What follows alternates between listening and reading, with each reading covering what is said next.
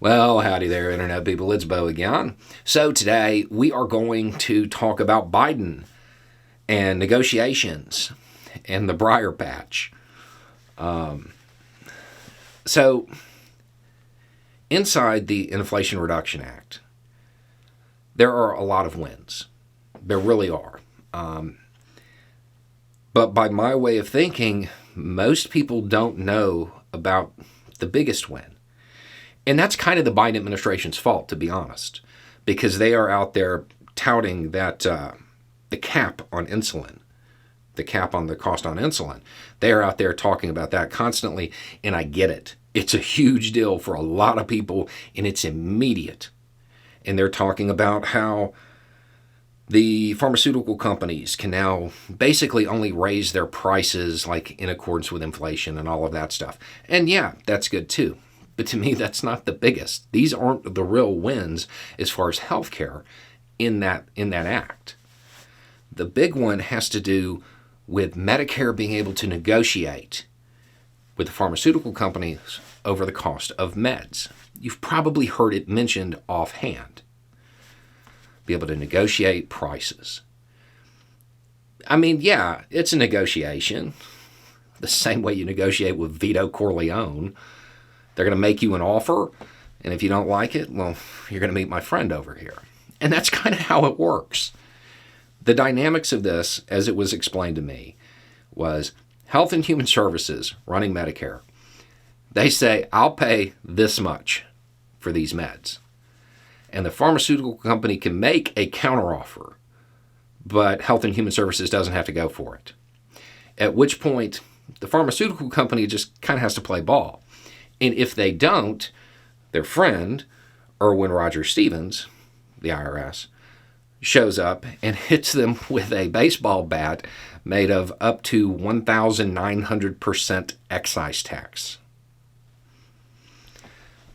I mean, that's not exactly a negotiation. For those who have been waiting for Dark Brandon to come to life, this is as close as you're going to get. And don't get me wrong, I am not about to start, talking about the poor, pitiful pharmaceutical companies. I wanted to lay out the dynamics because I got a message about this. Somebody's dad said that if this went into effect, that the pharmaceutical companies are just going to charge Medicare one price and jack up the price on everybody else. Oh no, don't throw me into the briar patch. I'm pretty sure that's actually the plan. To change society, you have to change thought first, not the law. To change society, you have to change thought. Why don't we have Medicare for all? And right now, the lefties are down there just typing furiously, saying that it's, expansive health care is widely supported and all of that stuff. And it's true. It's true. The problem is people support it the way they support schools. They sit there and they say, yeah, I want the best schools, anywhere in my county, in my jurisdiction, whatever. Half a cent increase on sales tax? No way. I'm not paying for it. Show up voluntarily to the fundraiser? Nope. That's how they support it. Because the support for it isn't just overwhelming, it doesn't become a legislative priority. So it doesn't really move. It doesn't go anywhere.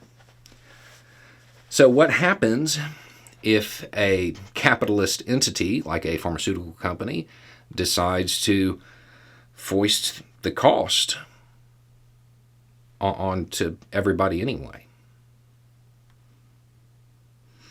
I would imagine there would be a shift in thought, because it would change from I'm not paying for that to I'm already paying for that and the pharmaceutical company's profit. Yeah. I actually think that might be part of why they're doing it this way. I don't know that. That's a guess. But that's how I read it. So, a couple of things for everybody to take away from this. While the Republican Party screams there's nothing in the Inflation Reduction Act dealing with inflation, just understand they're wrong. Another thing to take away from this is do not negotiate with Dark Brandon. A third thing to take away from this, if you are one of those people who supports Trump but watches this channel, y'all remember when y'all were talking about 4D chess? This is what it actually looks like. Anyway, it's just a thought. Y'all have a good day.